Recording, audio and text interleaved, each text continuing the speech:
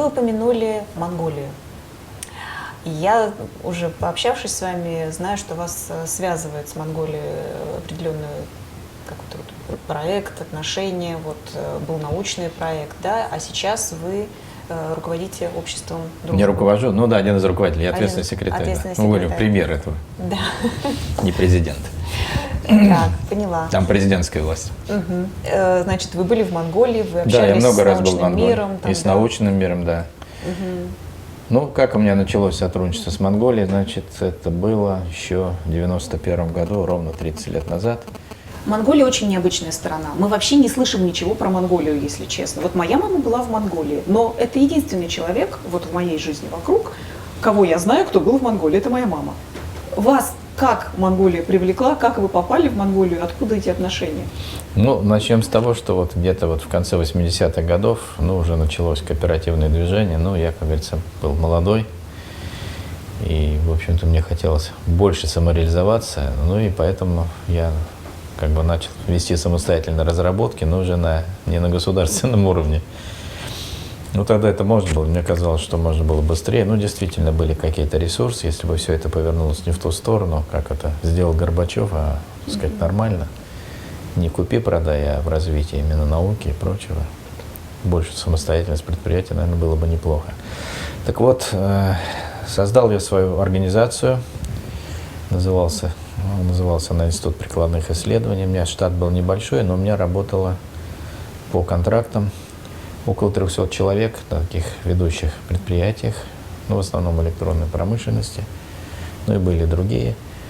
И самые такие вот интересные специалисты, и самые последние их достижения мы как бы пытались перевести, внедрить на практической основе. Ну и там был у меня тоже один партнер, который, в общем-то, ну, познакомил меня просто с одним монгольским парнем, ну, чуть моложе меня. Он работал в Объединенном институте ядерных исследований, тогда программа Совета экономической взаимопомощи была, физик-ядерщик он. И он меня с ним познакомил, ну и как-то слово за слово, ну, потому как мой институт был негосударственный, мы уже имели ряд совместных предприятий, мы имели совместное предприятие, уже регистрировали австралийское, российско-австралийское, потом акционерное общество с Туркменистаном, потом у нас было совместная российско-туркменская австралийская организация. И вот с Монголией мы тоже создали совместное предприятие. Ну, первый раз мы туда поехали. Ну, конечно, у меня страна произвела неизгладимое впечатление. Но как-то я ее, так сказать, внутри почувствовал, как-то она вот взяла. Видимо, то, что какие-то есть все-таки у нас генетические корни, то есть какие-то бескрайние просторы, то есть это яркие цвета, то есть это синее небо, зеленая степь, если это летом, ну, осенью она желтая. И, в общем, эти холмы и горы там вдалеке, и птицы. Если едешь на машине, вот постоянно перепрыгивают какие-то там сурки, там какие-то, ну и домашний скот, там и лисы, и летают филины, ястребы в небе. Ну, в общем, а ночью там, да, в степи, если там громадные бесконечные стада, звездное небо, и в глазах этих баранов отражается овец, отражается этот цвет. И такое ощущение, вот я даже не мог сделать, что вот такое небо, такое отражение. На земле небо, это вот отражение от глаз. И... Ой, интересно. Ну и сама страна показалась интересна. Мы хотели там работать в области переработки фармацевтического сырья местного. Вот. Ну еще там какие-то были у нас задумки. Тем более этого нашего монгола, ему надо было как-то определяться, потому что в одночасье все рухнуло, и всех этих специалистов стали разгонять по домам. Вот тогда я первый раз ездил в Монголию. Потом где-то с интервалом через год еще пару раз ездил, в 93-м году. Но там совсем была разруха. Если в первый приезд там в Монголии была ничего, во второй приезд они были полностью на нас ориентированы. Там были недостроенные дома без окон, машины тоже с выбитыми стеклами, там где-то там бампер отбит. Гвоздей у них элементарных не было. Страна такая полусельская, но сельская была. То есть они в сапогах ходили, все говорили по-русски. Ну, в общем, наша какая-то фактически. Ну, да. И мы их просто бросили, как и многих других. Потому что для восточноевропейцев всех этих это было просто, ну, для руководителей. Как Хоникер или там Живков или Януш Кадар, тот же Циденбал, это просто мы их поставили, как говорится, в такую нехорошую позу, просто бросили их, плюнули, так сказать, на все. За то, что мы вложили, они нам поверили, все оставили, ну, страшное дело. В 95-м году, когда я приехал, ну, у нас вот было совместное предприятие, ну, этот монгол как-то у нас даже в 93-м году, когда нас встречал, он даже в дома, смотрю, по квартире бегает баран. Большой такой. Я говорю, что он здесь делает? Он говорит, завтра ты его будешь кушать. То есть они его забили там на утро нас угощали. Обалдеть! Да. Ну, это так, я отвлекся. Ну, это такой момент удивительный. А в 95-м году мы уже, так сказать, ну, приезжали, уже, так сказать, страна стала, так сказать, уже на капиталистические рельсы становилась уже активно. Ну, а потом как-то, в общем, прошло много лет, и уже в 2007 году я работал в одной структуре, организовал инновационные мероприятия, научно-технические конференции, так сказать, предлагали мы наши новые разработки там, под каждую страну. А под Монголией мы очень хорошо подготовились по агрокомплексу, по авиации, там, по топливу я уже рассказывал. Вот, и мы провели там семинар первый. Ну и там, конечно, нам помог вот мне президент этого общества, друзей Монголии, ну, российско-монгольской дружбы. И он меня, в общем-то, вывел на космонавта Гуракчева монгольского, на бывшего министра энергетики. И вот мы с ними договорились, потом они меня вывели на Академию наук, познакомился с президентом Академии наук Монголии. Очень интересные люди, ну, как бы наши, в общем, советские. Понятно, той закалки. Да, и, в общем, мы провели очень успешную конференцию, и в прессе там у них это все было, и как-то приходили к нам, и директора институтов, беседовали, и так выезжали.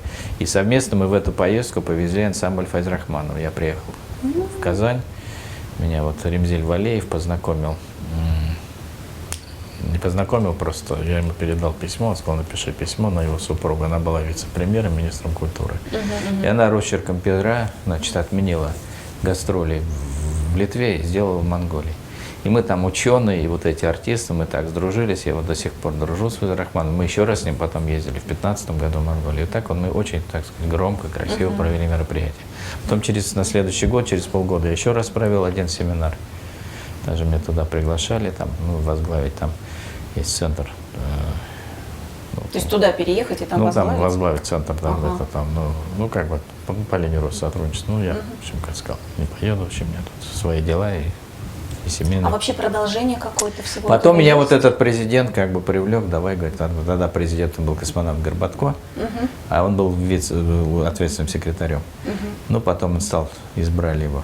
Я его рекомендовал президенту, тот почетом стал президентом, он уже старенький был. А меня, значит, на ответственного секретаря. Ну, вот так как-то потом уже с послами мы общались, так тоже меня рекомендовал над культурным посланником. Ну, мы эти страны теряем, потому что вот уже мой заезд, скажем, в 2007 году, в 2008, а тем более в 2015. Людей, говорящих по-русски, очень мало. Даже школы эти там практически ничего не знают, все забыли.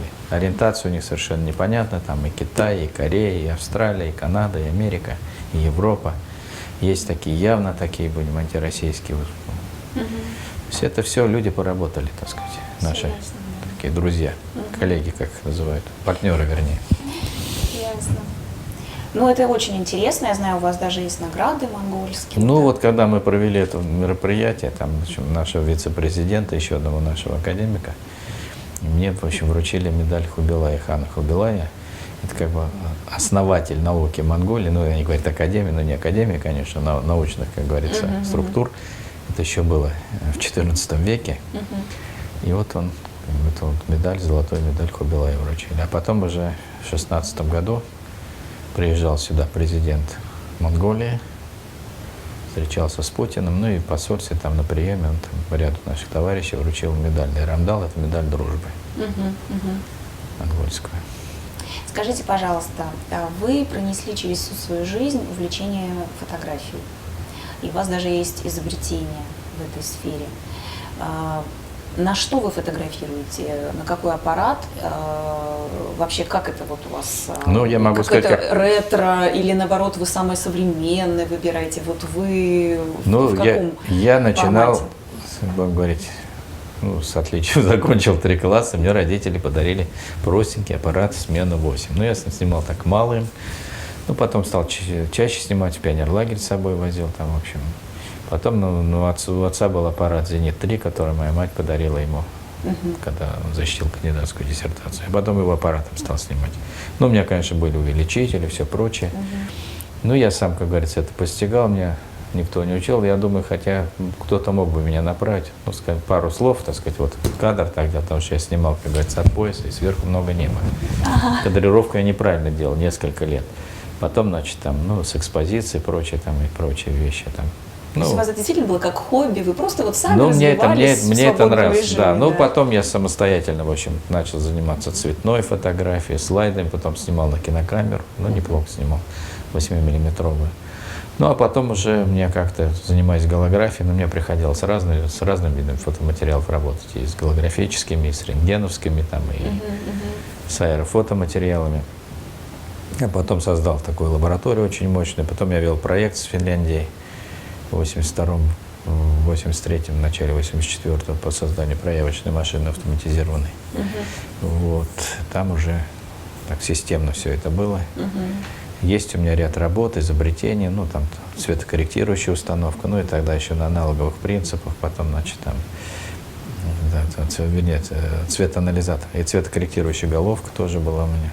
Потом это изобретение. Потом была у меня нировская работа с НПО «Полимер», Институт электронных материалов в Владикавказе, тогда еще Орджоникидзе назывался. Мы делали цветокодирующий фильтр, ну, это как аналоговые телекамеры были, снимали на видеоконы, ну, и назывались косвиконы, то есть кодирующий фильтр, желтый, голубой, от цвета разных сигналов. Ну, а здесь мы просто такой же фильтр для фотографирования на черно-белую пленку, а потом ее восстанавливают, декодируют, получают на телевизоре цветное изображение с черно-белой пленкой. Ну, так. Вот, я такой фильтр делал, но я его делал на фотографических принципах, как раз я вот совместно делал, вернее, на базе делал казни этих фотопроектов и объединение ТАСМа в Казани. То есть я на этих установках это прокатывал, а потом уже научился просто на глянцевателе, на утюге этот процесс делать. Да, ну как-то.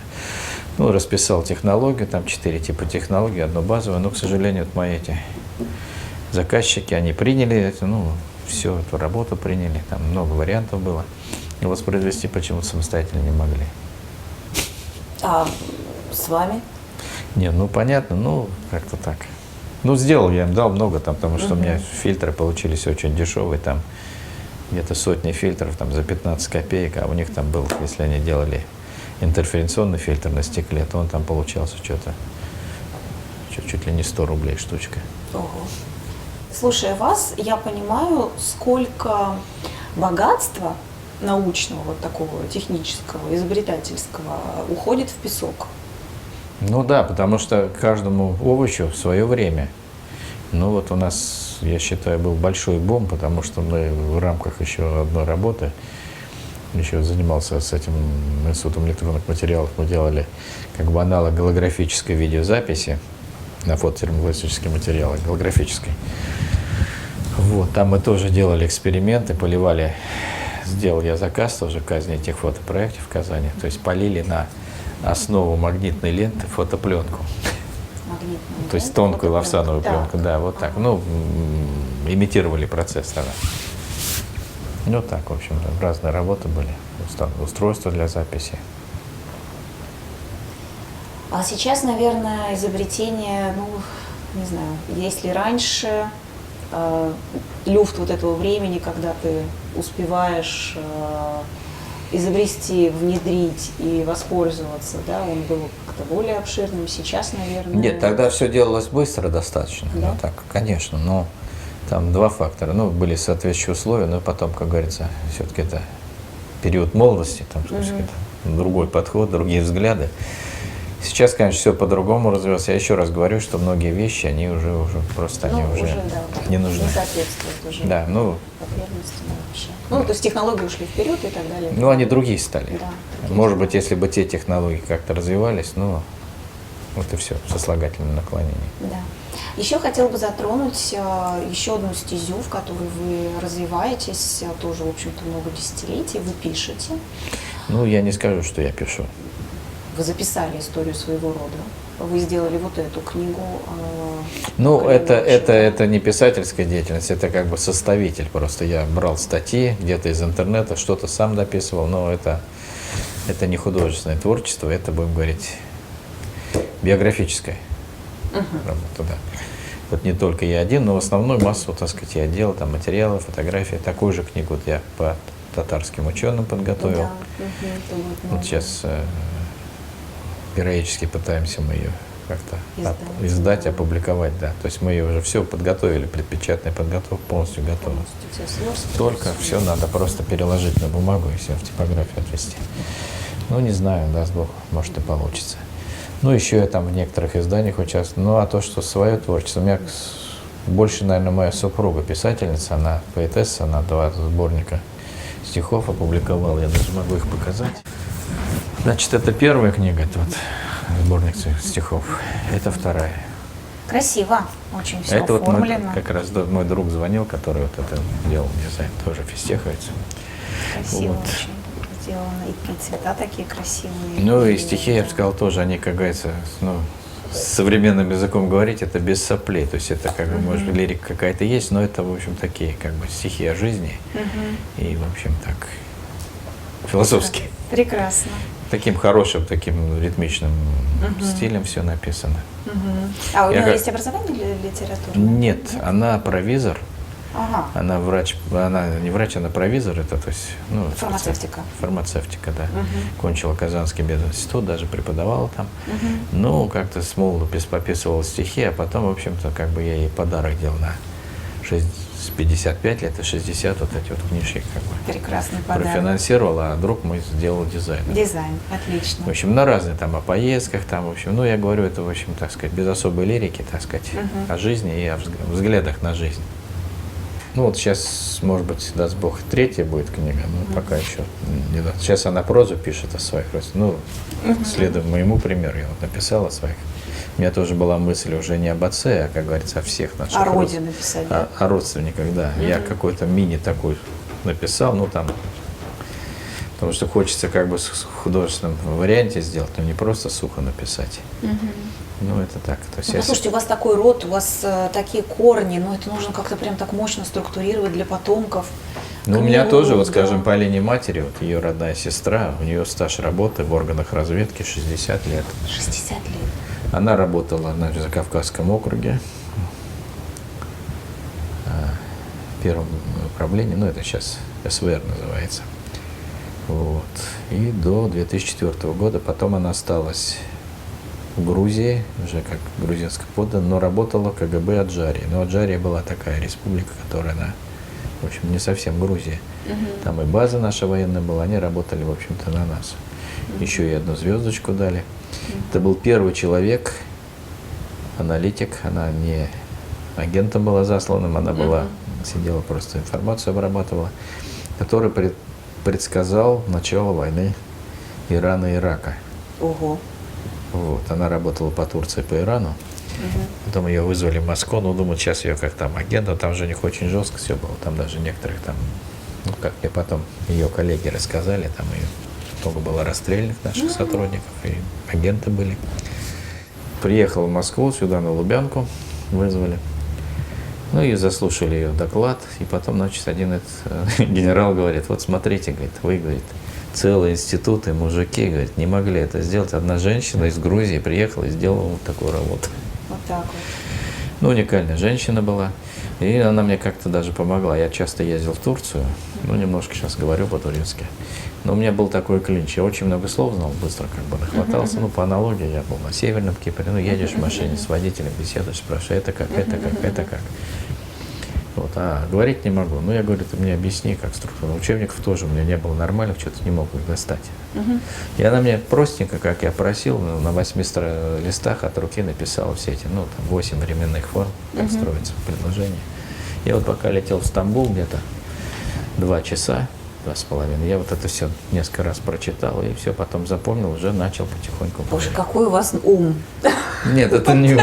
Я пытаюсь учить турецкий язык, при том, что он с татарским очень хорошо Ну, не очень коррелирует. хорошо. Ну, все-таки нам проще. Я уверена, что татарам проще учить. Татарам проще. Ну, я хочу сказать, что татарский язык и турецкий, они фонетически, вот по звучанию, они близкие очень. Очень, да. Азербайджанский и турецкий очень близкие по Там структуре. вообще практически Но говорят, да. по произношению вот сразу видно, говорит азербайджанец или говорит турок. Более жестко азербайджанский. Азербайджанский он да. не жесткий, он такой слащавый немножко. Да? Да. А мне наоборот. А турецкий он казалось. такой помягче. Мягкий, очень нежный. Да, мягкий, как мне татарский, очень как нравится. казанский диалект, да. Да. Ну и Я когда, грамматически очень да, как-то. когда мы ездили в Турцию, я вот ездил как-то в Турцию на Северный Кипр, ну и поехал, взял родителей. А почему вы поехали на Северный Кипр?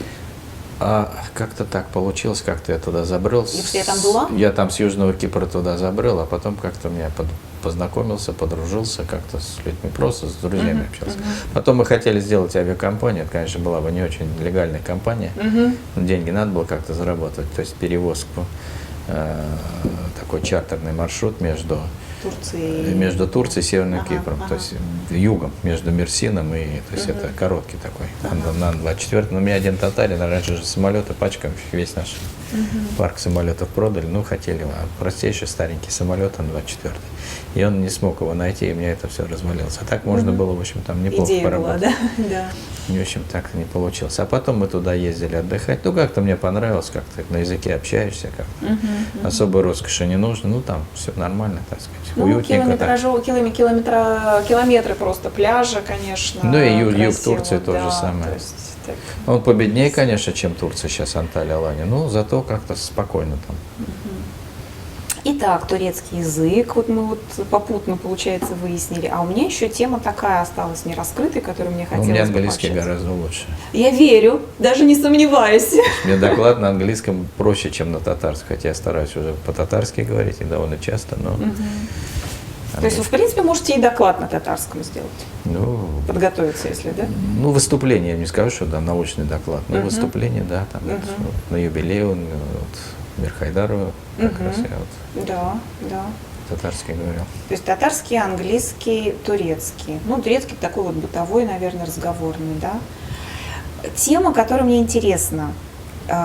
Род дворянский, по-татарски Ну, Мурзинский, Мурзы, да. Мурзы.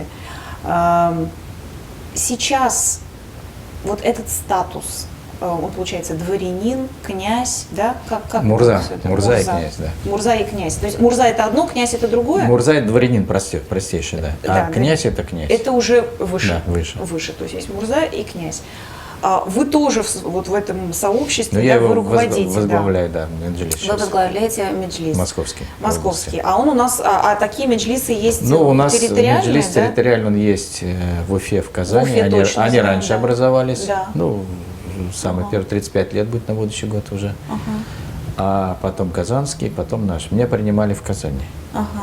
Вот. Но потом образовался еще в Санкт-Петербурге. Вот еще хотели в Мордовии создать. И вот сейчас вот недавно вот выступала одна, я фамилию сейчас не помню, в доме Асадулаева, Фердаус, ну, надо, в общем, на своих предках. У них там, кстати, вот этих служилых татар, Мурс как раз, их очень много в Мордовии, там, в Пензенской области. Но я говорю, давайте все ваши биографии, мы вас через Московский Меджлис проведем, а потом вы, так сказать, может быть, сами самоорганизуйтесь, тогда мы ваших всех людей туда передадим. То есть получается, что развивается вот этот, ну, назовем его институт. Ну, я могу сказать, что тоже печальное зрелище. Я еще и в российское дворянское собрание вхожу, тоже у меня есть звание дворянина. Ну, как бы мы взаимно друг друга признаем, ну, вернее, российское признает, мы как бы ассоциированно туда входим. Ну, сами по себе независимы. Ну, как Крымское ханство в Османскую империю, вроде независимое государство, ну, и как бы в составе. Ну, что хочу сказать, что все наши общественные организации, Общество друзей Монголии, Российско-монгольская дружба, общество, и вот это наше дворянское движение, как российское, как татарское. Я еще вот хожу в экономический союз казачий, там тоже зампредводителя. Это все организации возрастные. Вот я к этому хотела, да. Это печальное Да. зрелище. Я, наверное, так сказать, среди всех их, ну, относительно молодой, наверное, более молодой половине подхожу, хотя, в общем-то, уже 7-й десяток завершаю. Но Никогда бы не сказала, но... печальное зрелище, очень оно безрадостное, потому что, ну, первое, что хочу сказать, это уже какая-то немощность такая уже, чисто физиологическая, она, в общем-то, и в каком таком, в моральном, психическом выражении присутствует. Тем более нет таких внушающих оптимизм событий и каких-то, в общем-то, перспектив. Перспектив, да. Это очень неприятно, очень, так сказать, больно ощущать, потому что, ну, вот у меня сколько, где-то порядка 5 структур, где я, даже наша Российская Академия Естественных Наук. Из года в год я смотрю на наш президиум, и мне просто, ну, жаль, что люди стареют. Даже те, которые мы были, так сказать, относительно молодыми. Ну, я была, когда я в район вступил, мне 43 года было. Сначала член КОР, потом через год академиком стал. Докторскую защитил. Уже нет того. А той почему? энергии. Вот что, это не нужно молодым поколениям? Для них это не имеет никакого значения? Не только Что? поколению. Во-первых, никакой поддержки сверху от власти. А это должно быть. Раньше общество дружбы, они очень сильно поддерживались государством. Есть у нас структура Россотрудничества, но как-то мало. Но еще я вхожу в Международный союз общества дружбы и еще как бы ассоциация дружбы. Ну это вот звенья одной цепи, да? Звенья одной цепи. Да, это все разрозненно. Разрозненно. Кто-то, нет вот этой да, общности. кто-то да. как-то или какие-то там минимальным или, может быть, средним административным ресурсом это пытается потом, потому что средств никаких не выделяется. Скажем, наш юбилейный, мы сделали брошюру, наше общество, оно еще Буденный был первый председатель. Это одно из самых крупных, вот первый по мощи это российско-китайское общество дружбы, а второе монгольское. Все остальные там есть 2-3 человека, все эти Норвегия, там Бельгия, это вообще ерунда. Понятно. И все эти уже болгарские, чешские, греческие, они уже, так сказать, уменьшились. А раньше это поддерживалось. Раньше регулярно организовывались поездки творческих коллективов, ученых, какие-то. Получается, это была часть государственной политики. Это была какой-то, государственная да? политика. А Понятно. почему мы теперь удивляемся, что нас никто не любит? Даже наши соседи, вот эти казахи. Раньше я более откровенно и свободнее общался. То есть вот нет вот этой целостности в любой сфере, возьми любую Нет, сферу, они уже вот да. какой-то у них там вот исподволь все вот эти русские плохие. В Монголии говорят, вот, говорит, хорошо, говорят, эти самые албанцы в Косово сербам накостыляли. Ну твое-то какое дело монгольское? Это удивительно просто. Вот идет работа с той стороны, а с нашей стороны ничего нет. Вот я почему, как говорится, артистов притащил, там, чтобы показать мощь всю нашу, что у нас есть. Везде там со всеми. Доброжелательно относятся. И вот носителями вот всей этой идеологии, те, кто оценивает всю эту работу, придает ей значение, понимает это, они уже все такие. Я говорил, умирают технологии, умирают ученые, умирают эти общественные движения.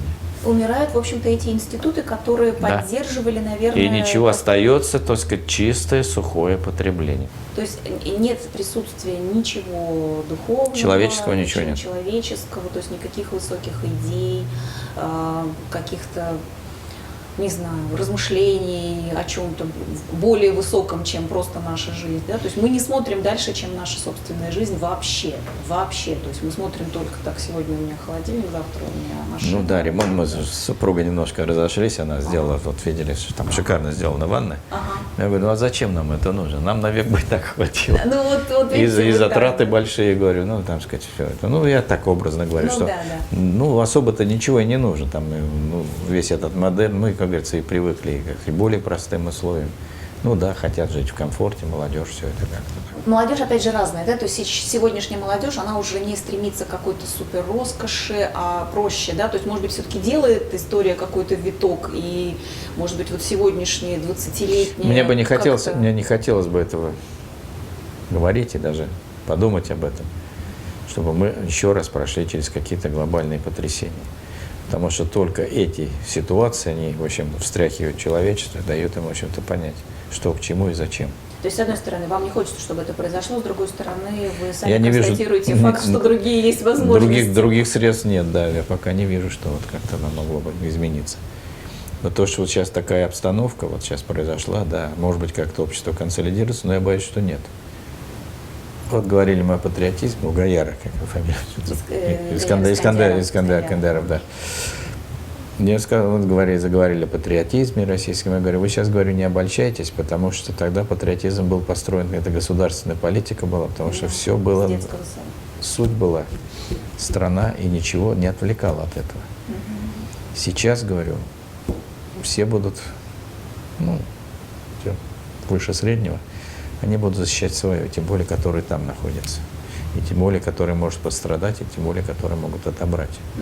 И они будут прежде всего это защищать. Почему, говорю, был массовый патриотизм и, в общем, самоотверженность? Потому что все были объединены одной идеей. А если вот, я говорю, вот кулачество, я теперь начинаю понимать, почему, хотя, в общем-то, и многие пострадали от этого. А вот эти люди, они неизвестно, что в первую очередь защищали. Но мы были объединены одной территорией, одной землей, да, одними ценностями. Образом жизни. Да, образом жизни, одной историей, одной исторической памятью. То есть вот эта И целостность. не были обременены материальным благополучием. И вот без этого, да. То есть вот это разрушает.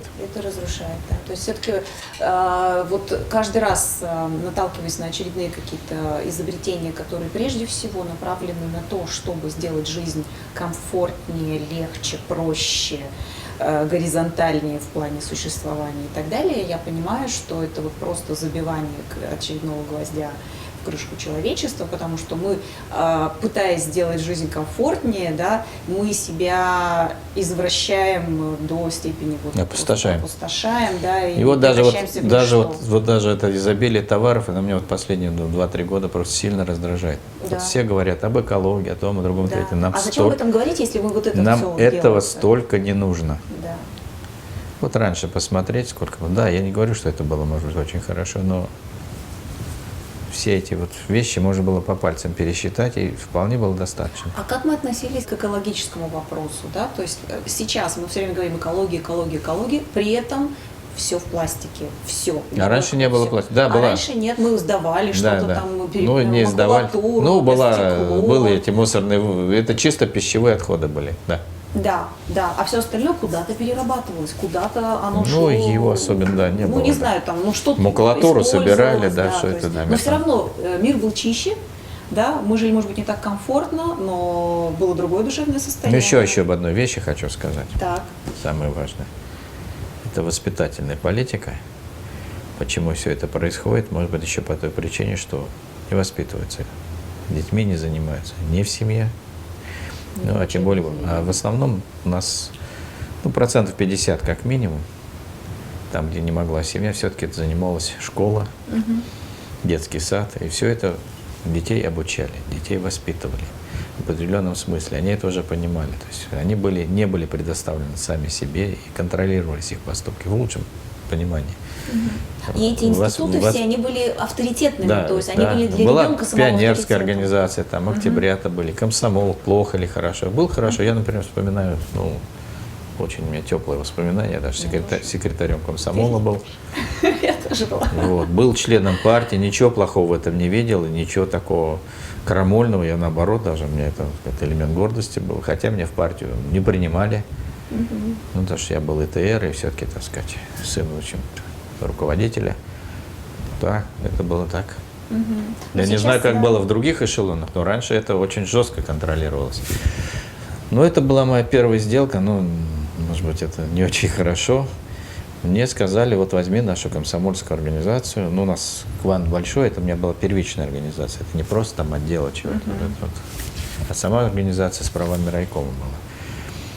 Возьми, говорит, 2 года покомандуй, мы тебя хотим вторым замом секретаря, ты как старший товарищ, я был уже начальник лаборатории, самый молодой там в Кванте был, 25 лет стал. Тогда мне уже было 27 лет. Я говорю, хорошо, только, говорю, не вторым лицом, а первым. Чего же, я говорю, буду этими сопляками ходить, так сказать, на поводке. Я говорю, я буду сам решать. Хорошо. У меня есть просьба, говорю, какая? Вы меня сегодня избираете, И вы мне протоколом все там оформляете, и вы мне сегодня уже даете рекомендацию. Все. Чутье какое у вас такое прям? Нет, я работал... Предпринимательское. Нет, это не предпринимательское. Я работал, у меня было 3 Но это же зарубежных... сделка. Ну, это такая. во имя дела. У меня было Да. 3 зарубежных контракта. Я должен был работать по ним. Ну, предлагались выезды. То есть я просто был бы без партийной принадлежности не выездной. Конечно, это было важно.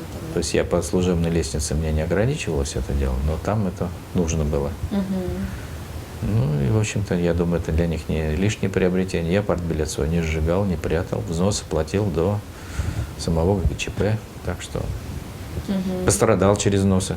Да, Когда я заплатил вот в определенный момент, я же когда работал в научно-технических центрах молодежи, и я заплатил, 2 взноса у меня было, по 400 с лишним рублей за 2 месяца каждый. И мы начали. Это, наверное, тогда было как 4 зарплаты. Это не 4 зарплаты, это был целый автомобиль. Как-то эти деньги, они как-то ушли, они сгорели в 92 году. Так. Зарплату я особенно себе не повышал, в общем, я как-то старался всем Но это выплачивать. уже была вот предпринимательская деятельность. Да, какая-то, да? нет, научно предпринимательство. Научно? Нет, я вел работы, я этим людям очень хорошо платил. То есть у меня не было понятия, что вот сверхнакопление, Поняла. поэтому где-то даже поровну делал зарплату всем. У меня почему получилось? Не потому, что я себе много брал с каждой работы, а потому что в каждой работе, ну, в многих работах я как главный конструктор выступал. Ага. И я получал с нескольких работ, не с одной. Скажите, пожалуйста, вот возвращаясь к дворянству, все это уходит в песок времени, нам это все не нужно сейчас? Я уже, хочу да? сказать о дворянстве, как я его воспринимаю. Дворянство, оно формировалось веками, ну, тысячелетиями, но, к сожалению, не формировалось, оно исчезало, но вновь образовалась аристократия. Это были люди генетически ответственные, вернее, социально ответственные, но они, как говорится, были генетически сформированные. И вот первая беда произошла в XIX веке, что у нас, конечно, дворянство стало немножко врождаться, и она потеряла власть. А буржуазия, это, я бы сказал, самый такой, не буду говорить нехороших слов, но самый такой недостойный класс, который, в общем-то, все развалил. Они развалили Россию. Они привели к революции. И не надо, так сказать, кивать на большевиков, что они страну погубили. Погубили ее вот именно эти представители буржуазии. Алчные, жадные, которые, в общем-то, и военные поставки срывали, и воровали. И, в общем-то, свергли царя не очень крепкого, так сказать. Все другие были как бы все-таки посамостоятельнее и поувереннее. Потому что, ну, надо определять, что важнее, семья там или еще что-то, или личная жизнь, или государство. Поэтому это и произошло. Это произошло в 1917 году, потому что в 2016 году они уже полностью страну развалили. И все пошло-поехало. Это временное правительство. И все эти призывы, как говорится, к демократии. И потом все это в этой уродливой форме началось.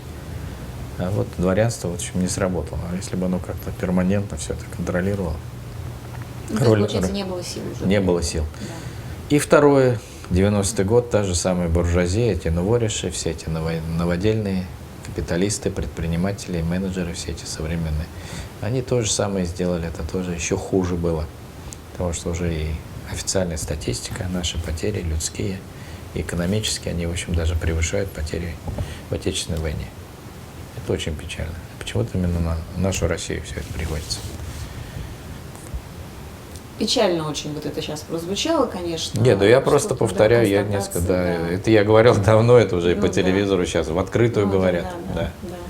А перспектива снова все-таки какая-то серьезная Тоже были ситуация, примеры да. соответствующие.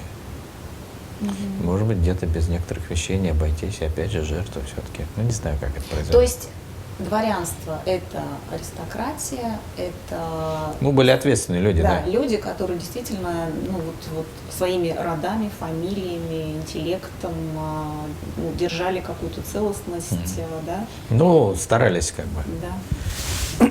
Ну, Это было как-то вот... Всему свой предел приходит, потому что вот были же аристократы римские, но их потомков не осталось. Древнегреческие, все прочие, их нет. То есть, видимо, какой-то исторический цикл, там, 1000 лет и все.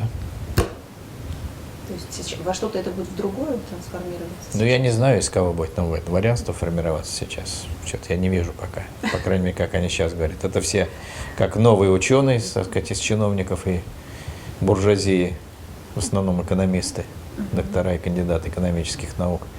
Также эти самые князья, эти самые с большими кошельками.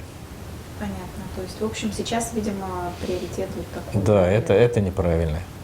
Мы в своем дворянском собрании, ну, я вот такую политику всегда проводил, есть заслуженные люди.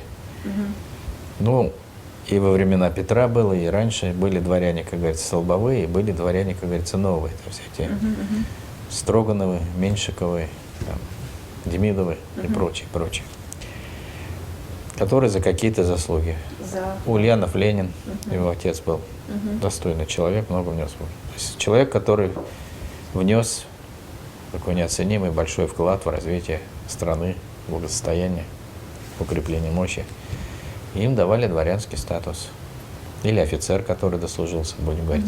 Ну, то есть за заслуги. Не родовитого племени, но дошел, скажем, до полковника, он уже, я уж не говорю о генерале, это уже все автоматом дворянином становился. Так оно должно, конечно, пополняться. Вот то есть сейчас таких заслуг не может быть? Нет, у нас есть, мы в свое татарское дворянство принимали. Вот они как почетные мурзы. Вот Мухаммадиев, очень достойный человек, писатель, известнейший, я бы сказал, один из первых. Потом мы Полпреда приняли, Ахмедшина. Ну, еще несколько человек у нас, я сейчас просто боюсь вспомнить. В основном такие у нас. Потом вот мы приняли тоже. Ну, у нас это статус, у нас 4 статуса. Есть Мурза, ну и женская часть Мурза Ханум. Потом есть из рода, то есть это по материнской линии, но где прослеживаются корни. То есть это как бы... По материнской. Все-таки по материнской. Вот вы сказали, по материнской линии? Нет, эти по мужской прямые. А те просто из рода. Ага, так. Там где-то и мужская, и женская была. Ну, в общем, уже фамилия другая. Но они имеют как бы свой этот почетный статус в одном поколении. И есть почетный Мурза. Это вот люди, которые заслужены. У нас вот 4 вот таких категорий. У нас очень много вот, в последнее время почетных. Потому что этих уже не докопаешься. Я говорю, они все возрастные, а молодежь, как говорится, не ведает. Это вообще интересно? Вот вашим потомкам интересно? Некоторым интересно. Но дочь моя это ценит, что она вот Мурза Ханум. Вот. Ну, как-то так.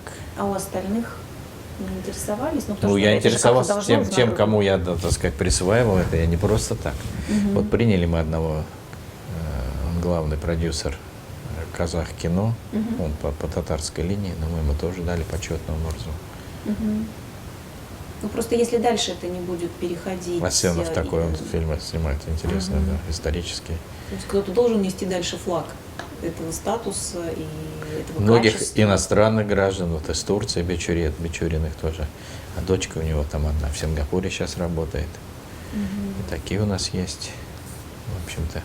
Каких-то представителей тюркских народов, которые знают, ну, такие близкие карачаевцы, скажем, их тоже принимаем.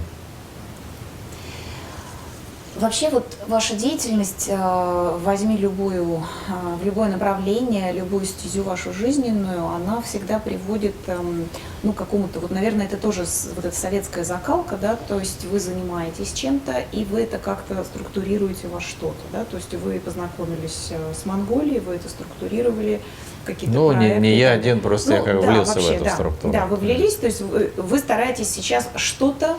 К сожалению, сейчас очень мало, тем более в последнее время. Я говорю, и ковид, и второе то, что вот просто, ну, даже брать 10 лет назад, и сейчас просто никакой. Ну, даже, я бы сказал, не то что поддержки, а какое-то пренебрежительное отношение ко всему. Сейчас не пойму я, какие у нас, так сказать, приоритетные ценности. Какое у вас душевное состояние в том плане, что вот, опять же, да, все очень красиво, все очень продуманно, все прямо вот, казалось бы, должно дойти до какого-то красивого логического завершения, которое будет работать, да, вот даже там дворянство это, да. Нет у вас внутреннего душевного такого разочарования какого-то, да, в том, что ваши усилия в нескольких направлениях, красивые, интересные, продуктивные усилия, обрываются, да, то есть им нет продолжения. Ну, я по мере возможностей, хотя не столь активно, стараюсь все это все-таки сохранить. Ну, о прошедшем не надо никогда сожалеть.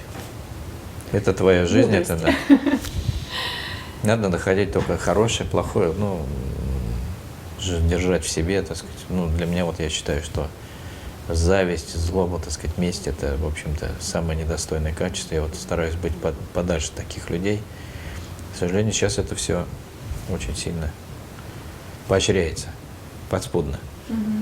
То есть вот это как раз вот это свойство личности, когда человек делает, да, я задавая свой предыдущий вопрос, да, как бы предвидела, что скажу продолжение. То есть вы, делая то, что вы делали в разных направлениях своей жизни, не ставили себе цель. Не корысти ради. Да, то есть вы себе не ставили цель пожать какие-то там золотые плоды из этого, из всего, да, вы это делали, потому что чувствовали. Интересен сам процесс. Да, то есть вы чувствовали, что вы хотите это делать. Да, и вам процесс это нужно. интересен, да. Да. В процессе живешь, а уже когда это констатация, это уже памятник. Поэтому, если этого памятника нет, да, по тем или иным причинам, да, это просто радость от того, что вы это сделали. Но в каком-то процессе человек должен что-то делать, потому что это любая деятельность. Я почему говорю, что нам надо всячески народ задачить какой-то деятельности. Это смысл существования.